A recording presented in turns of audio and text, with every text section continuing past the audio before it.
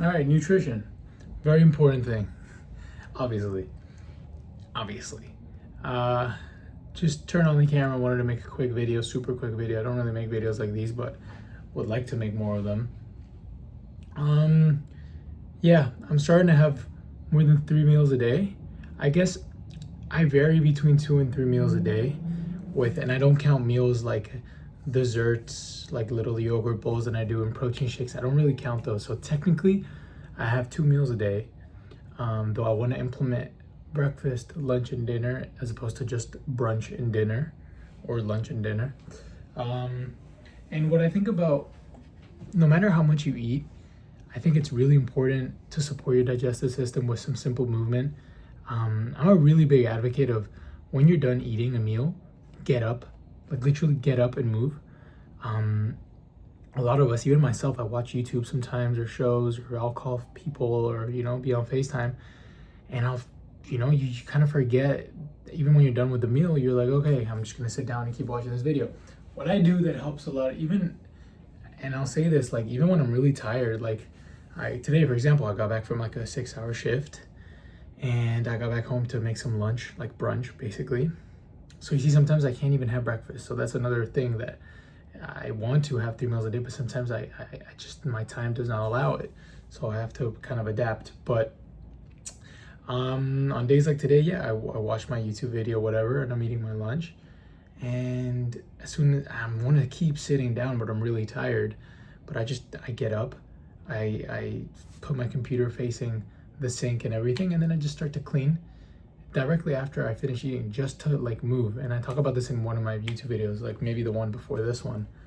And yeah, literally, if it's just to get up and go to the bathroom, or to get up and just clean. I think it's really important because you're sitting down and you're not letting your food get processed or get properly digested. And I think if you want to take it a step further, even leaving your house and going for a 10-minute walk, like there's studies that shows that, let's say you're a human that has breakfast, lunch, and dinner.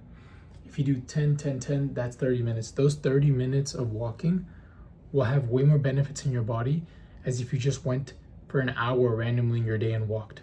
Think about that for a second. If you don't say you don't have that much time to walk all the time, if you just take 10 minutes, you literally time 10 minutes from the time that you leave your house to the time that you get back after lunch, breakfast, lunch, and dinner. Those 30 minutes combined will have a way better benefit than a 1 hour random sporadic walk throughout the day. Don't get me wrong though, I think walking sporadically is also really, really beneficial. You're burning calories, you're also just moving in general, more blood flow to your brain, for the digestive system to be able to do its effect. And even just like right now, standing up, I'm standing up. I just finished lunch and I'm standing up and I'm talking to you guys. And I have a yogurt bowl in the fridge waiting for me in like about 10 minutes, or in the freezer, sorry.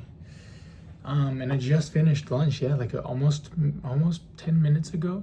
So I'll take maybe like 10 minutes, or sorry, I'll take like maybe 20, 30 minutes in between my lunch and my yogurt bowl. And it wasn't a huge lunch, but I feel good, I feel great. I'm still a little tired from work, obviously, but I don't know. This is 3-minute video so far, 4-minute video, and I just kind of wanted to share that. I think movement is so important. I do, like, my baseline right now for steps is like 20,000 steps a day.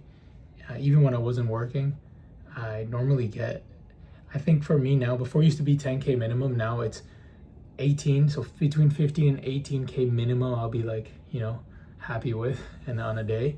And then, like, for example, yesterday, I think I did 22 or 23, even 25 sometimes. I think that's when it gets a little too much for me.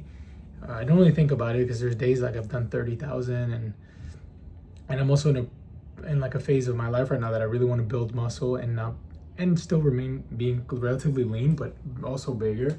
And so I'm trying to find that fine line of like, where do I cut back the steps a little bit and focus more on the nutrition. But I think I'm really trying to be intentional and intuitive with my body, and kind of listen to myself and know, okay, I could be eating a little bit more here, or you ran for 40 minutes straight, so you really want to make sure your muscles are recovering and your bones and everything, so you're eating right amount of carbs, right amount of protein after, also right amount of fats. I think that's another thing that there was like a point back in June where I neglected fats a lot, and my body was shaking.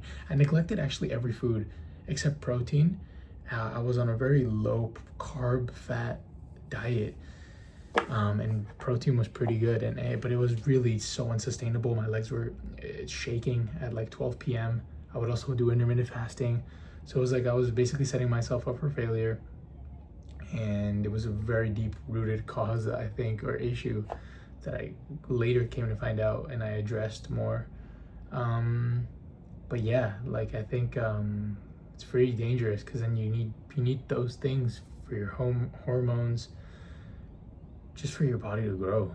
And so yeah, to be able to be reactive, responsive, and just kind of like, a young person that has energy. And so, and I'm not saying I always have energy, but I'm just, yeah, I started off wanted to talk about steps, and now I guess I'm talking a little bit more about nutrition and how it's just important. I think people, when they say, oh, you want to lose weight, you should be in a calorie deficit, I think, sure, it's if that's your goal, but it's not just about being in a calorie deficit. You also want to make sure, and they say calorie deficit, and they say also make sure you're hitting your protein, whatever it is, 1 kilo or 2 kilos per, or sorry, 1 gram of protein per 2 kilos of fat, or sorry, 1 gram of protein per like 2 kilos of body weight, or however it works. I'm not really sure.